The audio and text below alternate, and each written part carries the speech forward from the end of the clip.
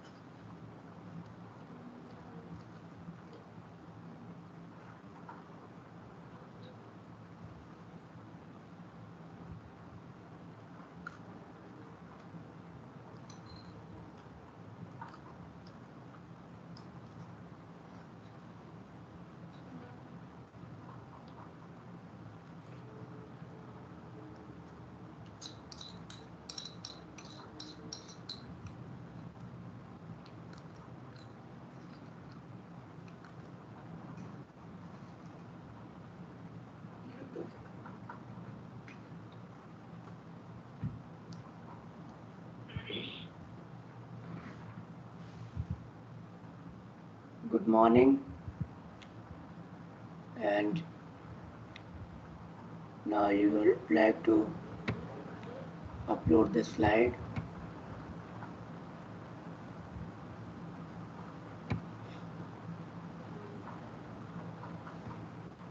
We have finished here where we have discussed the corrections in the equation of bomb calorimeter, and then coming over to the Boas gas calorimeter, it looks like this, where gas tank is here. You can measure the pressure of gas by this manometer. Then they allow the gas with a definite flow of the gas, which can be monitored by flow meter, gas flow meter. You can record the temperature from here.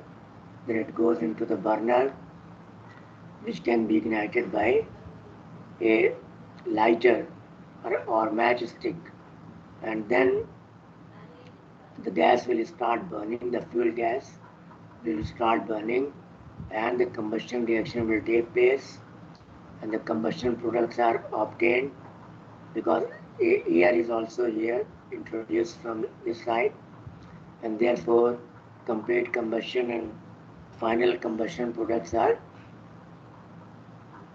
made. And then whatever heat is evolved in the process, that will be absorbed by the material of the calorimeter, as well as, you see, the water is coming from here, and since we have maintained a level here which is more than this, it will fall down, isn't it?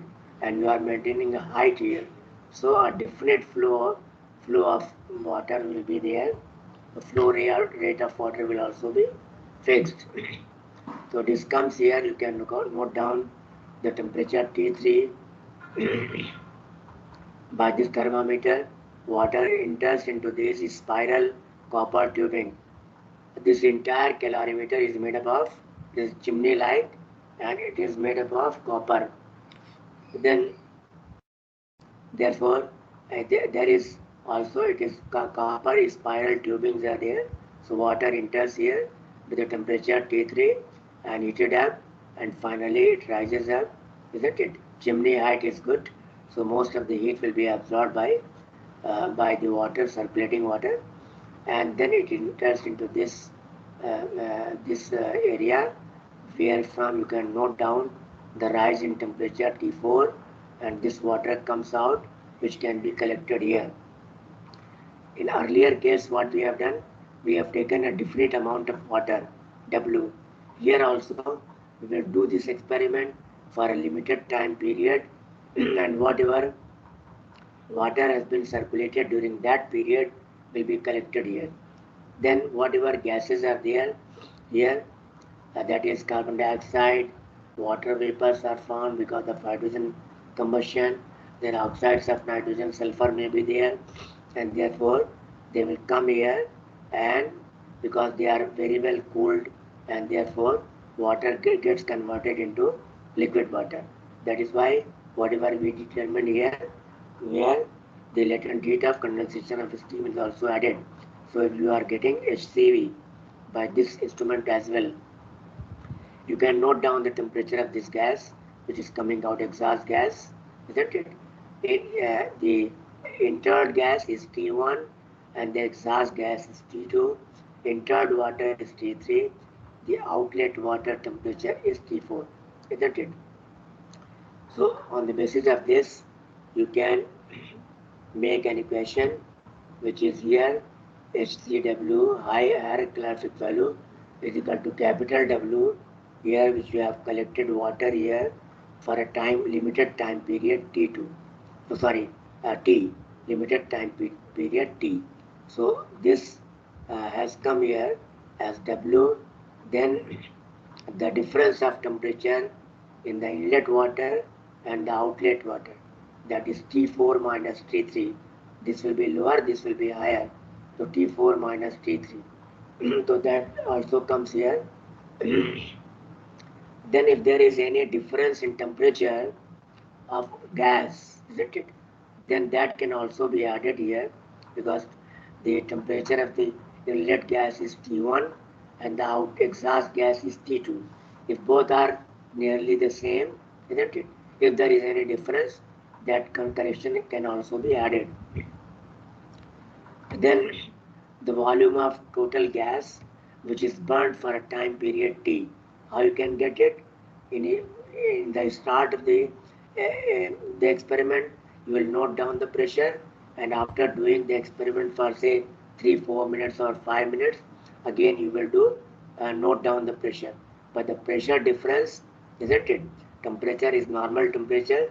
You will be able to get the volume of the gas which has been burnt for time period T. So here you have the divided by V. V, volume of the gas which can be used, which has been used for time period T. Now here again you have condensed, you have the condensed water which has been condensed for burning the gas for time period T. So suppose it is M or M prime, mass of water which has been collected here is M prime. So on the basis of, from this equation, HCV, LCV can be determined, where HCV minus M prime divided by volume V of the gas which is burned multiplied by 587, which is same as in the earlier equation, that is latent heat of condensation of steam per unit mass of water. So that is there. But one thing you can ask, that why there is no corrections here, why there is no small w. Main thing is that why there is no small w in this equation. In this equation there is no small w. So this small w is for calibration of the heat absorbed by the material of the calorimeter. So what we do here, before doing the real experiment, we burn some gas, isn't it? Unknown amount, isn't it? With a definite flow rate of the gas and definite flow of water, isn't it? What will happen if you keep on burning for some time? What will happen? That we are not changing the flow of gas, and we are not also changing the flow of water. So a time will come where a constant T4 will be attained. T3 is a constant because it's an atmospheric temperature, room temperature, and this T4 will become after constant for some time, because when the flow rate of water, coolant water is same, and the flow of gas is also same, then after some time a constant T4 will be attained. Means whatever energy was, heat was absorbed by the material of the calorimeter has already been absorbed, and for that extra time period, that is pre-experiment, we will not collect this water, we will not collect this steam. Once a constant T4 is attained, then you can start the real experiment. You see the pressure of the gas, and then you collect the water and to do the experiment for 3-4 minutes, isn't it? And collect the steam, condensed steam. Therefore, now there is no need of the small W, because whatever heat was required or absorbed by the material has already been absorbed, and you are not taking that period in your experiment, isn't it? So only W, there is no need of small W. TC, I have told you that if there is a difference in temperature between T1 and T2, then that much amount will be added. But then you have there is no fuse wire correction, because we are not using fuse wire. Instead of using, we are using a lighter. So the heat produced by the lighter will be very less and negligible, and therefore there will be no change, no need for fuse wire correction, because no fuse wire has been used. As far as acid correction is concerned, if you remember the earlier bomb calorimeter, it was a closed system. You can see here. It was a closed system, isn't it? Very well tightened here, isn't it? So no gas will be allowed to go out, isn't it? And here the water vapors are there, high temperature is there, high pressure has been developed because of the conversion of solid into gas, isn't it? So that is the conducive, the condition where water vapor will react with the oxides of sulfur and nitrogen. But this situation is not here. You can see this situation is not here, because the water vapor which are formed, they are condensed, isn't it? Because water is circulating and water vapor will be condensed. So time required for the interaction of this with the gases, sulfur oxides and oxides of sulfur and nitrogen is very less. At the same time, pressure has not been developed here, isn't it? So without a good pressure, that reaction is not possible. So therefore, the formation of sulfuric acid and nitric acid is not there, and therefore there is no need of the uh, the uh, the acid correction, no need of fuse wire correction, no need of small W, isn't it? So this is a complete equation which gives you very good result. Now coming over to the coal, I will upload this slide because my course has already gone to the next level, because in the last Friday you had enjoyed the holiday, though I came to engage the lecture, but only few people were there. So this I will upload. Various slides are there, isn't it? Coal, A, B, C, D, E, F, these are grades of coal. These are major component of coal. Then you have the picture of a good quality anthracite coke. Then this is bituminous coal, which is not that hard, isn't it? And the surface is also rough. The inner structure of coal, because beside having the carbon, tetrahedral carbon, this also has the polycyclic structure, isn't it? Some compounds of oxygen and sulfur and nitrogen. So that is also there. So this is the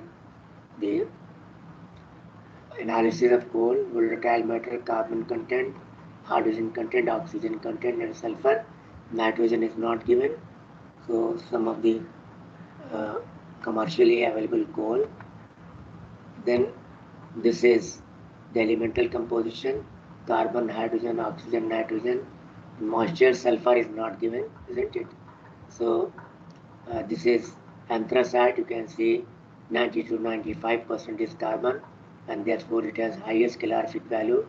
Bituminous is from 75 to 92, and hydrogen is, you can see more hydrogen is there.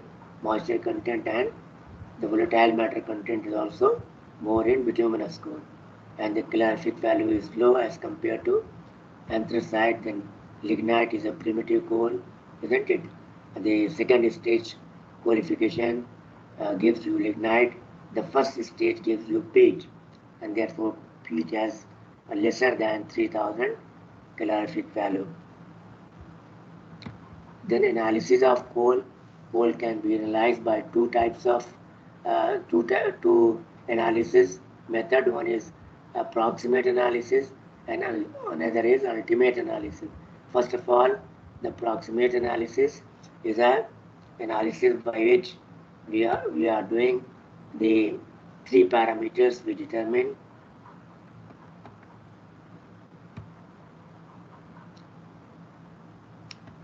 These three parameters are percent moisture content, percent ash content, and percent volatile matter content. And these are the method by which we can determine. We will upload the slide. Hot air oven, it is heated at 110 to 10 degrees centigrade for half an hour, and then it is cooled in desiccator. The weight loss is measured, the loss of weight is measured, then divided by the weight of coal initially taken multiplied by 100.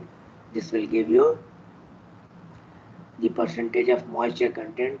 Then you have volatile matter content, where you take the same coal from which moisture has been removed, and then you will put it into the muffle furnace, which is maintained at 925 degrees centigrade, and with the crucible will be covered with a perforated lid, so that oxygen will not be allowed to enter.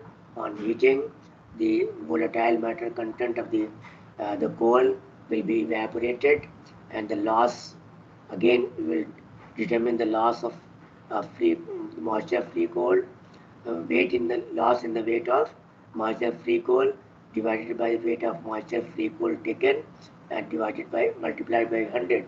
This will give you the same procedure which we have done for 7 minutes.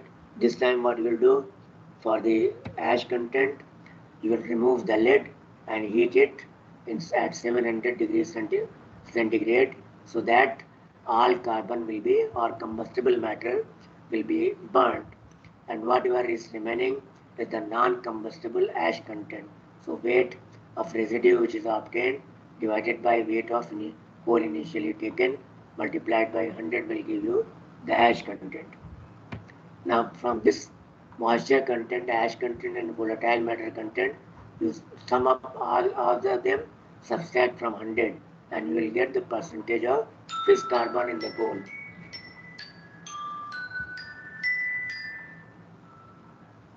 हाँ लोग बताओ, हाँ बताओ।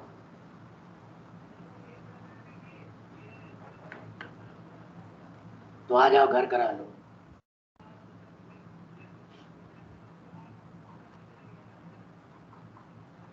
नहीं, हमें जाना तो आज ही है। देखो अगर तबीयत ना सही रही तो कल जाएंगे सुबह।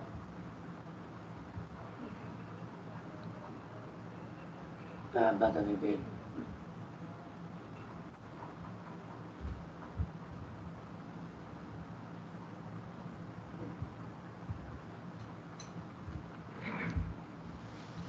So percentage fixed carbon can be determined. Here another type is, these are certain specifications or significance of various parameters. I will upload the slide. Then you have the moisture volatile matter content, because if the volatile matter content is more in that coal, means hydrocarbon, trapped hydrocarbon is more, and therefore this type of coal is known as the coking coal and can be converted into coke. Otherwise it cannot be converted into coke. So this will discuss in the few next slides. Then you have ash content significance, then various parameter moisture content significance, and the significance of proximate analysis sulfur content. Sulfur is determined, I have told you, by bomb calorimeter. Earlier we have discussed this, that whatever sulfur is there, that will be in the form of sulfuric acid, and then you will, what you do, you will dissolve those in the form of sulfate salt. Then when you wash it with 1.1 normal nitric acid, it will be converted into sulfuric acid. You filter it and then you add excess amount of barium chloride. Barium sulfate will be precipitated. You wash the precipitate several times, then you heat it at 110 degrees centigrade to remove moisture, and then you can calculate that you can measure that how much barium sulfate has found. On the basis of that, and knowing the amount of coal which you have taken initially in the bomb calorimeter, you can determine the percentage of sulfur. Then ultimate analysis is a complete analysis where you do the analysis of carbon, hydrogen, oxygen is determined by subtracting things, sulfur, and then the volatile matter content, dash content, and the moisture content.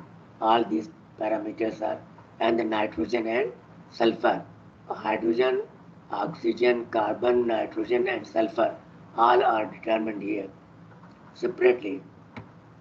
Let us first discuss the carbon and hydrogen. Carbon and hydrogen is determined in this assembly, isn't it? Because we have taken coal here, which is heated in a tubular furnace, so that it gets ignited, and for ignition, good ignition, complete ignition, we need oxygen. So the product of combustion will be carbon dioxide and water molecule, because we are interested only in determining carbon and hydrogen, isn't it? Other sulfur oxide, etc., if they are there, they will not be tracked. Since the product of combustion is carbon dioxide and water molecule, therefore, first of all, we have to free our oxygen which we are supplying. We will remove even the trace of carbon dioxide and water molecule which is present may be present in the oxygen. So first trap here is for calcium oxide, where the carbon dioxide, even if trace of carbon dioxide is there in the oxygen, that will react with calcium oxide, forming calcium carbonate, and therefore this gas which is coming out from here will be free from carbon dioxide.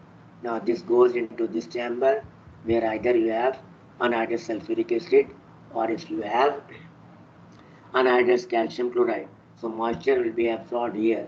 Then the purified gas, oxygen gas, which is free from carbon dioxide and moisture, enters here. The combustion will take place. The product of combustion are formed.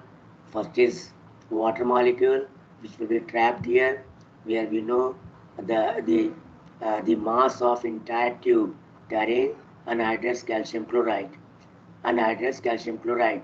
So in whatever water vapor has formed as a result of combustion of hydrogen, it will come here and will be absorbed.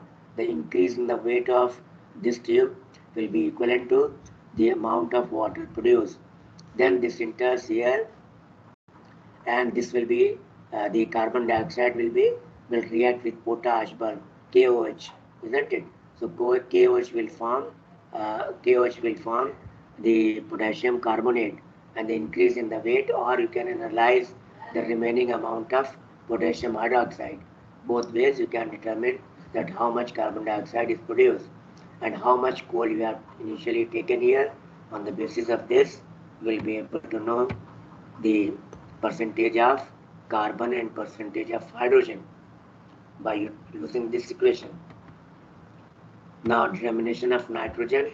Nitrogen is determined by Geldahl process, where whatever nitrogen compounds are there, then it has been taken as N2, then react with sulfuric acid in this Geldahl flask, and then concentrated sulfuric acid and copper sulfate and potassium sulfate is added, which is a catalyst, so it will convert it into a colorless solution. Then you put it here, keep on heating, and then you collect this, and then you add a good amount of it will be converted into ammonium sulfate by heating with sulfuric acid, it will be converted into ammonium sulfate. Now you will add a good amount of NaOH so that it will be converted into sodium sulfate plus ammonia, isn't it? Ammonia gas will be liberated, water molecule. Now this ammonia which is liberated can be collected here in a known volume and concentration of sulfuric acid. So whatever ammonia is coming will react with the sulfuric acid, and the sum of the sulfuric acid depending upon how much ammonia has come in will be neutralized. So remaining sulfuric acid can be determined, and this is known as Geldahl process, and you will be able to know that how much nitrogen or ammonia has produced by this much amount of coal which you have taken here. So this is about ultimate analysis, and then you have this I have already told you. You will add excess of barium chloride, so barium sulfate will be precipitated. So you know now the percentage of carbon, percentage of hydrogen, nitrogen, sulfur, ash content, volatile matter content, all is here. Now you subtract it from 100, remaining will be percentage of oxygen in the coal, isn't it? Percentage of oxygen in the fuel coal will be given by this. Now these are certain parameters. This Indian coal, Indonesian, South African coal. Slides I will upload and will be able to know this. It's not very important. These are the slides will upload.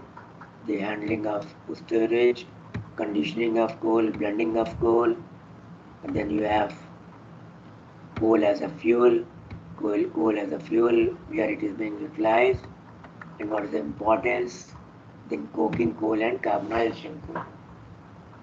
So this from where we have started the next class. Now this is coking and carbonization of coal. As I've told you, those coal which have a good amount of volatile matter content can be converted, because what is volatile matter content? It is the hydrocarbon trapped inside the coal structure. So on heating, the hydrocarbon oozes out from the pores of the coal, isn't it? First of all, it gets converted into plastic material, and then upon further heating, isn't it? Further heating, the liquid which appears in the form of plastic material, it gets vaporized and gets converted into gases, hydrocarbon, and the coal which is there that gets converted into porous material and lustrous material, which is known as coke. As I have told you, coke is a secondary fuel which has bitter combustion characteristics. So there are two types of coal, which can be the one which has a good amount of hydrocarbon or volatile matter content, and therefore it can be converted into coke. It is known as coking coal. And the other one which has very less amount of volatile matter content and which cannot be converted into coke is known as caking coal. And therefore on the basis of this carbonization process, coal can be subdivided into two categories: coking coal and caking coal. Then you have certain qualities of this. The naturally also in certain volcanic areas, isn't it? We get coal converted into coke itself naturally because of large heating and the absence of air, and that is why it gets converted into coal, gets converted into coke. So coke is also a natural fuel, but it is obtained in the very less amount, isn't it?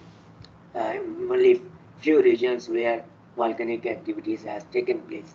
So that is why it is not considered as a primary fuel, because the large deposits are not there, isn't it? Then you have two type of carbonation process: high temperature and low temperature carbonation process. High temperature carbonation process yield a good quality metallurgical coke, and it is done in Otto Hoffmann reactor. The low temperature carbonization process takes place in a beehive oven, which is a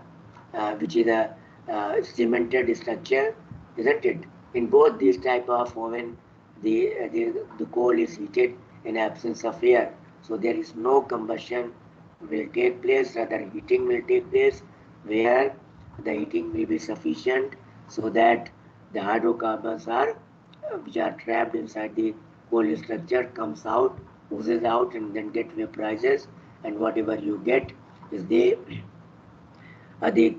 porous lustrous mass, which is known as coke. So this is all the good quality.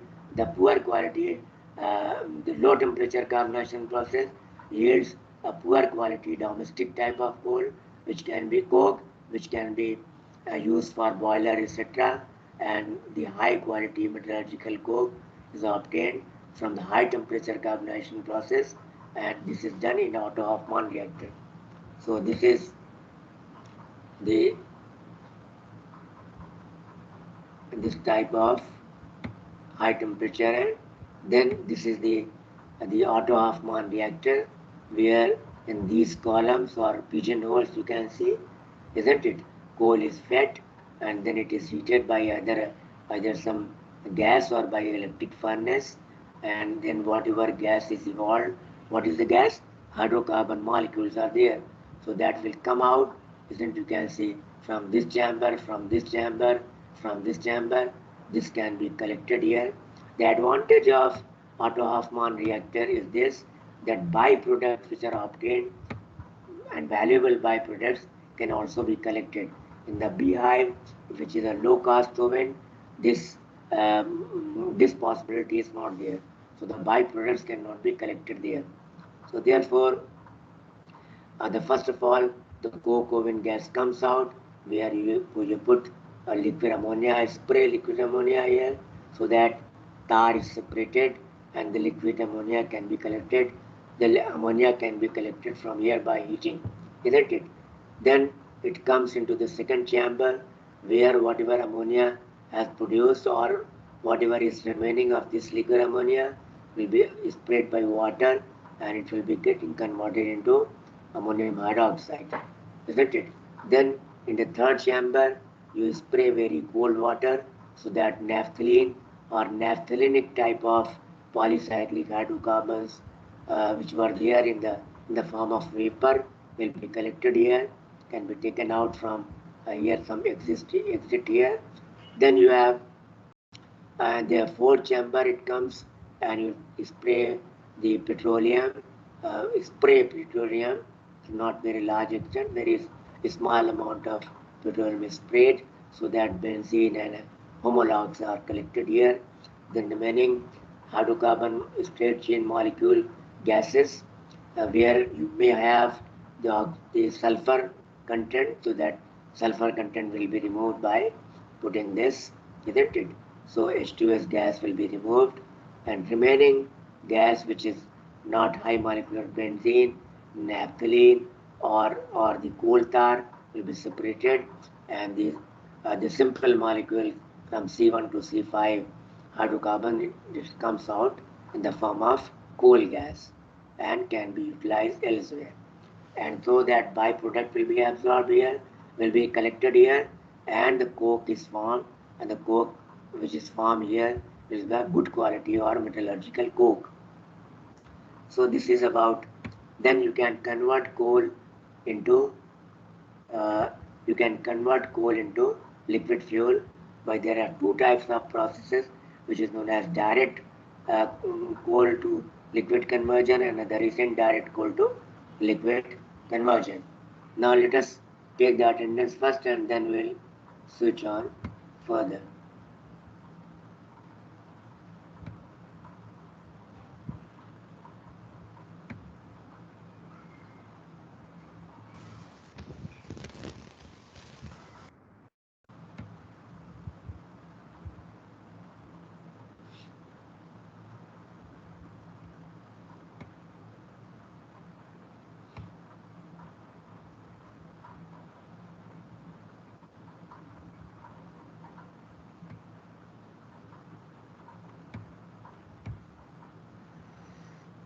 So two types of processes are there: direct coal to liquid formation or indirect coal to liquid formation. Both these processes were developed by German scientists between World War I and II.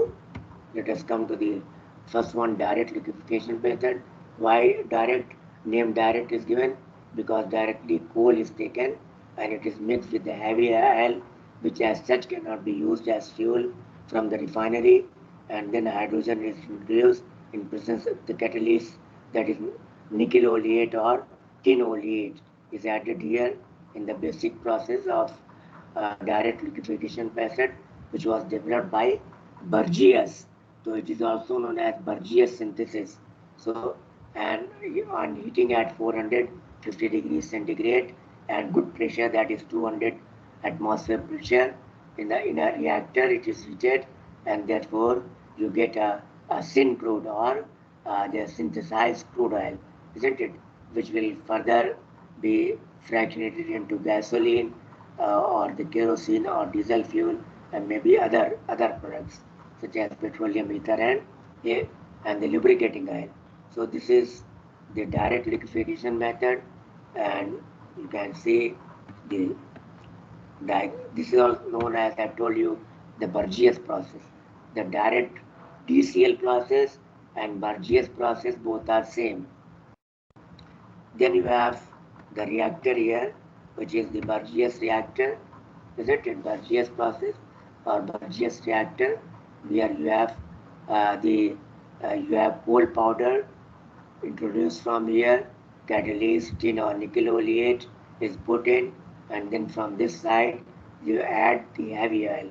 You mix it thoroughly by a mixer, then you push it into this reactor where hydrogen is also introduced. This reactor is maintained at 450 degrees centigrade at 200 to 250 atmosphere. The reaction will take place. The reaction will be like this: carbon to, when if there is less amount of hydrogen, then the olefinic will products are formed. If good amount of hydrogen is there, then the paraffinic type of, that is saturated hydrocarbons are formed. So depending upon the hydrogen pressure, you will be getting this. Now this vapor, whatever products are produced, uh, they are they are in the form of vapor because it is 450 degrees centigrade temperature is there.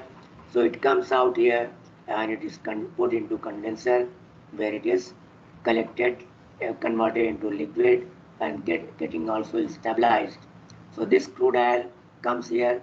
This crude oil resembles very much with the crude oil which you obtain by the oil well, isn't it?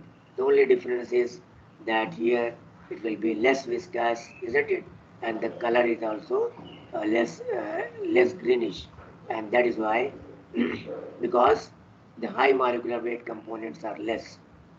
High molecular weight components are less. That is why viscosity is less. If you want to collect it as crude oil, it is lower well, you can collect it from here, or you can further put it into the fractionating column where heating will be done, and the the the the vapor will rise, isn't it? Here you have a heater by which it will be heated, and because there is no air, so no combustion will take place, and therefore the vapors will rise up, and at various heights of the fractionating column, different molecular weight components will be separated. First one will be heavy oil, then the middle one is diesel and kerosene, and then you have gasoline. From the top of it, it is gases. So this is how the direct process is there. Then the indirect process, why it is known as indirect process? Because we are not using coal itself. Rather than we get in the indirect process, we are converting coal into coke. Then coke is heated at 1200 degrees centigrade in a tubular furnace, and steam is allowed to pass over this, and so that it converted into syngas or synthesis gas, which has larger concentration of hydrogen gas and carbon monoxide, very small component of carbon dioxide and the and the water vapor. So this is heated, and then it is same thing which I told you just now. It is syngas which is produced, and this process was developed by another two German scientists, Fischer and Tropsch, and therefore it is known as Fischer-Tropsch synthesis, isn't it? The catalyst used here is iron catalyst or cobalt catalyst. The reaction, the Fischer-Tropsch synthesis is like this. Here you have introduced syngas. Water gas is written. You cut it and correct it. It is not water gas, it is syngas, isn't it? Because other components are also there. So now this is introduced here, and then you can put hydrogen from here if you want.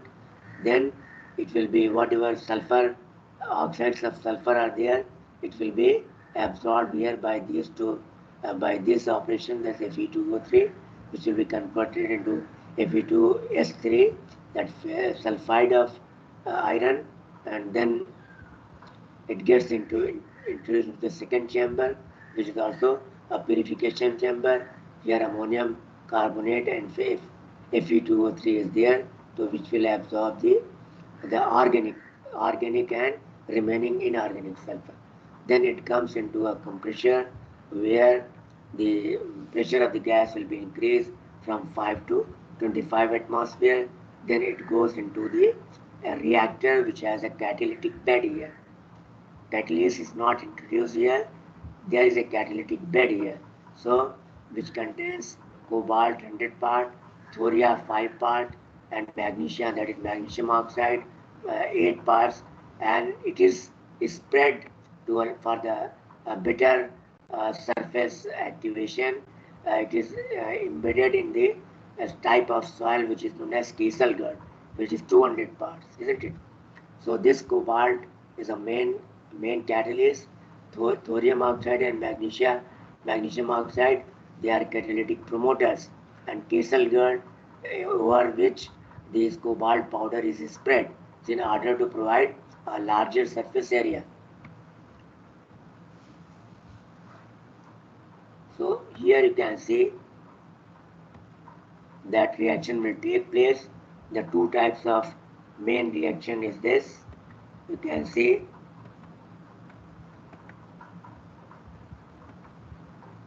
these are two reactions which where with less amount of hydrogen will get olefin, and for good amount of hydrogen you will get the paraffinic type. So these are two main reactions, isn't it? And then the remaining structure, you will find the paraffin and olefinic type of hydrocarbon in the form of vapor, and then it goes into this stabilizer or condenser where it gets converted into liquid and can be collected here, or again it can be put into a fractionating column. So this is the main reaction is this one, just I have told you. This is the main reaction. Then there are certain side reactions as well. In the side reaction, you can find that there are 5 reactions. One is conversion of some of it to carbon monoxide, this into alcohol, isn't it? Then water shift gas, isn't it? Carbon dioxide and H2. Then disproportionation reaction to carbon monoxide molecule combined to give you carbon dioxide and elemental carbon.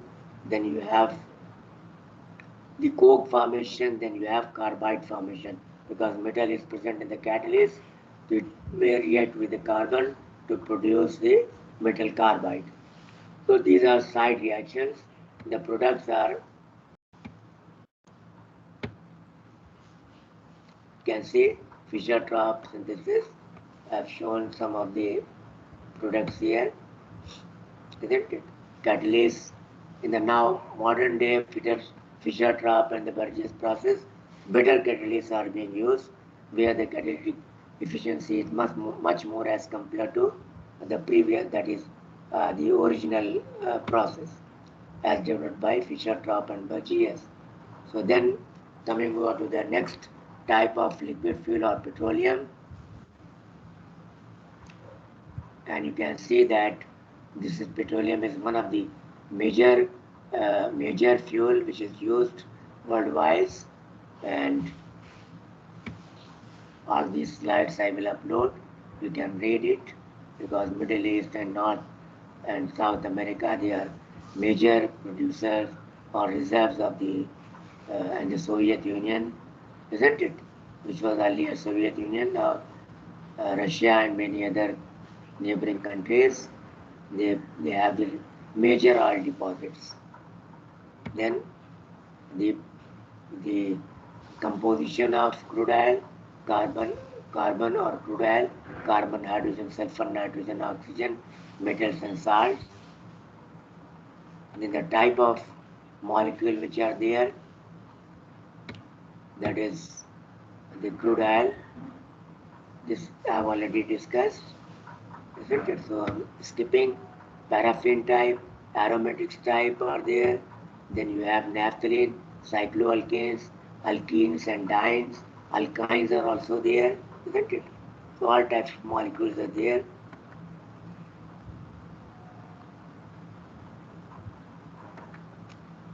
The type of fuel which was first used by diesel for its engine, which is known as, that is why that fuel is known as diesel engine. He has used the triglyceride obtained from the vegetable oil and hydrolyze it so that the glycerol has formed and the long chain of hydrocarbon molecule are obtained, which was used as fuel, and that is why it is known as diesel. Now these are because it was first used by the diesel engine produced by the Rudolf Diesel, and this is the calorific value. This type of molecule are present, various type of molecule, polycyclic also molecules are there in the petroleum, crude oil. Then the refining of crude oil, that is the last stage. That is refining of crude oil. The crude oil which you obtain by oil well is a mixture of saltish water or emulsion of saltish water and oil plus soil particle.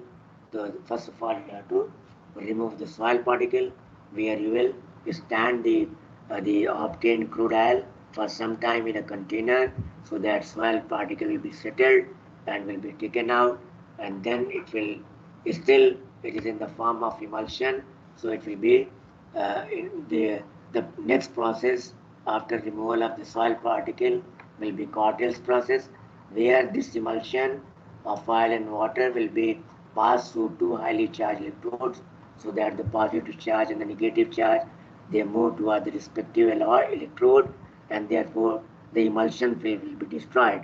Once the emulsion film will be destroyed, the smaller molecules of water and oil, isn't it? They will be combined. Water will combine with water, and the oil will combine with the oil, and two distinct layers are produced. One is water layer and another is oil layer. Because water is heavier than oil, the oil will be on the top layer and water will be in the lower layer.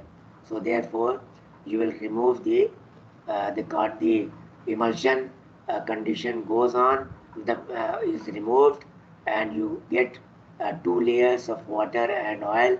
You can remove water and you can get the crude oil.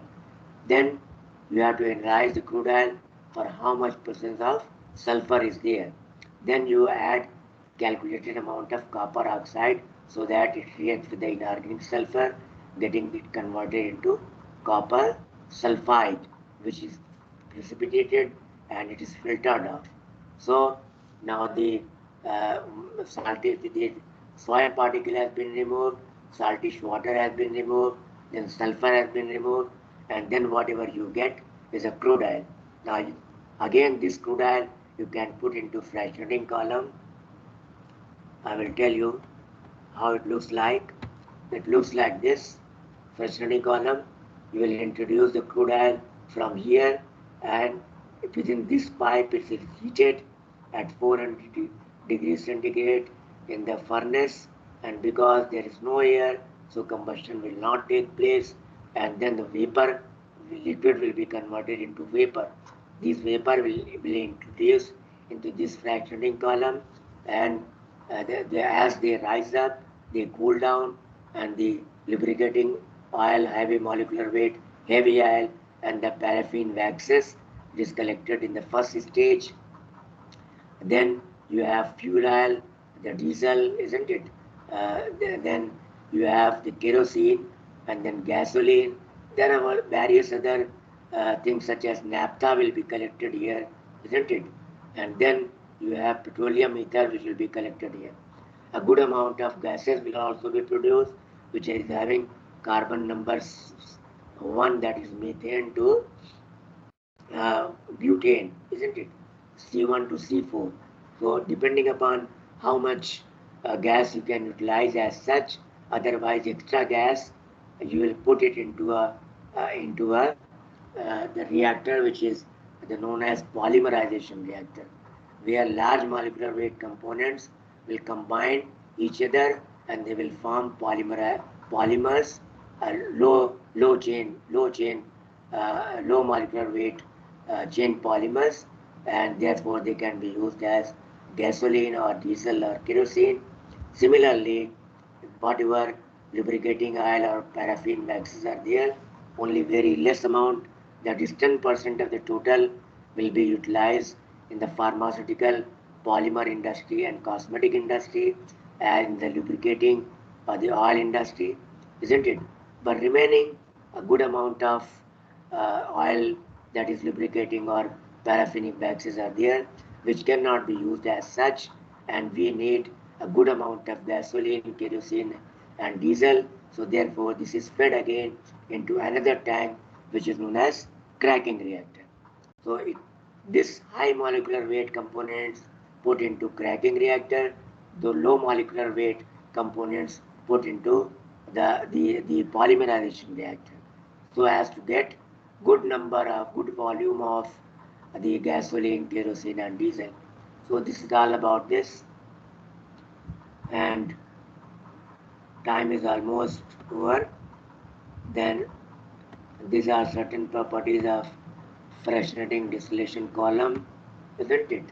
And the type of fractions you will obtain: petroleum gas, naphtha, and argon. Then you have gasoline, kerosene, temperature, etc. is given. Then you have gas oil or diesel distillates, alkanes are there, lubricating oil, alkanes in the region of 12 or more hydrocarbon, isn't it? From the more than 8 to about 16 or 18, you are getting the alkanes in the form of in the diesel fuel, isn't it? More is the straight chain hydrocarbon in the diesel fuel, better will be the fuel. Better will be the fuel, isn't it? And therefore, its cetane value will be better. What is cetane value? What is octane value? We will cover in the coming next two lectures. Then you have lubricating oil, isn't it? Then all these are the properties of heavy gas, fuel oil, residuals. These are the components which are obtained from fractionating column. Now the crude oil distillation unit is this. Sketch diagram of the crude oil distillation unit. You see it is same thing. This part only I have shown, isn't it? Then the gases move to the polymerization tank. High molecular weight components can be fed into cracking reactor. This is the diagram of the distillation column in the oil refineries. Then chemical processing comes, that is cracking, unification, alteration. This will cover in the next lecture. So thank you very much for being with me, and I will stop the recording so that it is saved.